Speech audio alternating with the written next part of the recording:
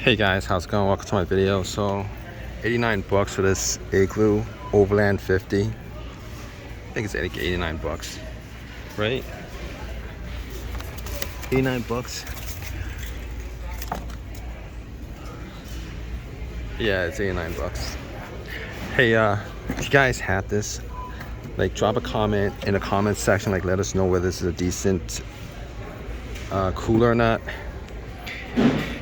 I gotta tell you, it says keep ice cool for days. It doesn't say specifically how long, and it doesn't say how long. How long does it keep ice for, guys? Got oversized hinges.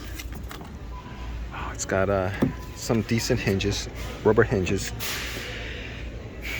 50 quarts, 81 cans, 47 liters. Got a bottle opener, comfort grip handles, leak resistant drain plug.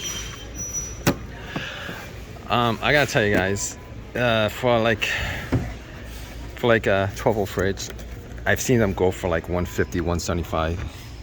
Let me know why you guys would actually get well, I kind of know if you guys don't have a setup with batteries and a solar panel or whatever, and it's probably more space for 89 bucks. But if this is a decent cooler, definitely leave a comment in the comment section. Let us know like how many days, specifically like let us know how many days this holds ice for. Ouch. Like I'm sure it's durable. I mean, Igloo is a nationally known brand. It seems pretty durable. I don't know if it's insulated or not. A lot of these coolers are not insulated. Let me know whether this is insulated with any kind of insulation, styrofoam or whatever. Anyway, leave a comment in the comments section if this is any good. If you guys have any other coolers that